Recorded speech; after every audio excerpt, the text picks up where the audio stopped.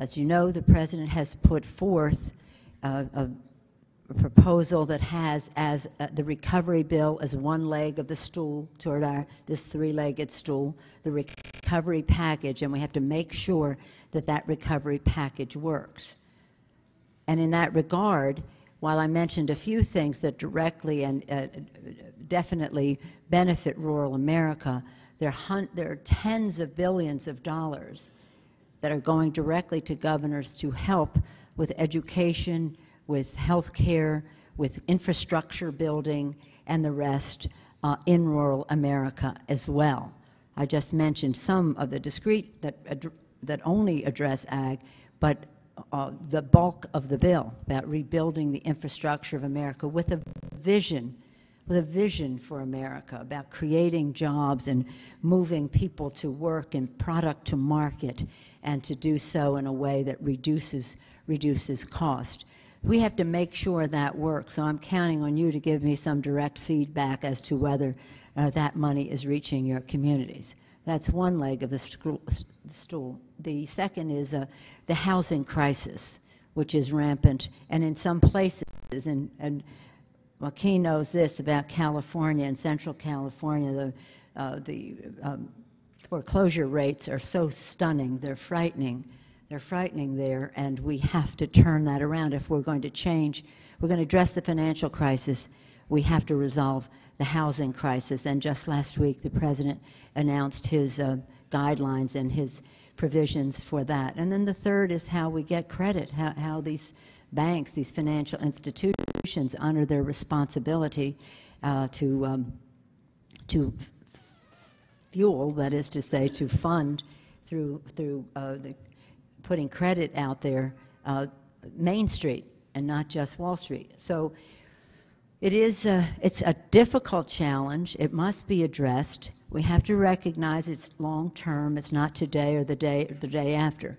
But we do know that we are on a path to take us in a new direction, a direction away from where we have financial institutions acting in a way that has no regulation, no supervision, no regulation, and then when they fail, the taxpayer has to pick up the tab. It's just not right. And when we do invest money, that it does not appear to find its way to Main Street. Something is very wrong with this picture. We must have a new direction. That is the path that President Obama has taken us on. We must work together. And if there was ever an issue that should never be considered partisan, it's the economic strength of our country, because that is our security. Certainly, we always know that our national security, how we protect the American people, should not be a partisan issue. But now, at this time of economic crisis, we have to come out of it with the best possible thinking and the most unity, regardless of what some of our views on the subject might be. So the regulation is part of the banking solution that the President will be continuing to unfold for us. There's one issue, another issue I wanted to bring up with you, just to tell you what we do in a week around here. The other day we had a meeting at the White House on health care, a very big issue for America's families and America's family farmers. And at that meeting, and in a meeting that led up to it, it was clear that we must reduce the cost of health care in America. We know the figures are staggering, that 46 to 48 million people in America do not have access to health care. And we're worried about them, but we're also worried about all the people who do have access to health care but may not be able to continue to afford it, may not have the accessibility and the quality of health care that they have had. So when we're looking at this issue, we're not just looking at the have-nots. We're looking at the haves. We're looking at everyone. And if we can have prevention, and we can have investments in early intervention into illness, if we can reduce the cost, then we're helping everyone in America.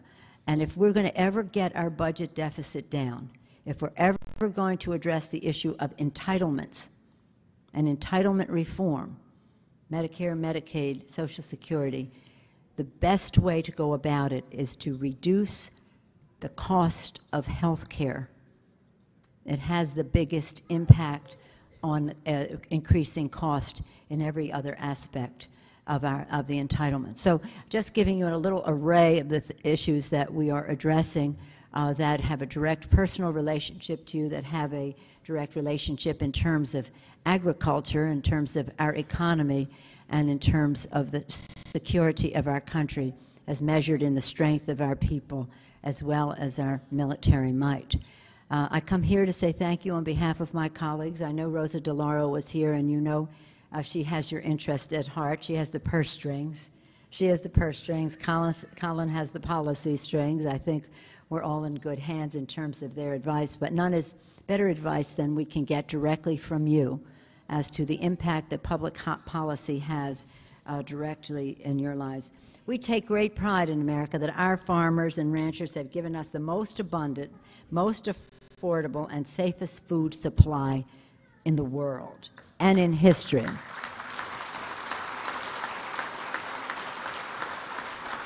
You have made America the most prosperous country in the world, in the history of the world, and I know working together we will continue that great success. In the meantime, know that your concerns are our concerns. They rest heavily on all of us who have a responsibility to serve you, that your view of the impact of public policy is the most eloquent voice that we can hear in terms of measuring if we're on the right path.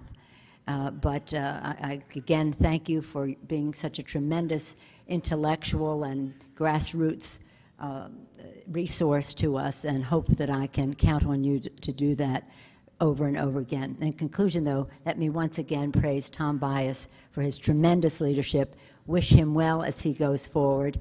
He's not off the hook. We're still going to be calling on him on various issues facing the Congress and the country, and we're counting on you as well. Thank you all very much for the opportunity to be with you.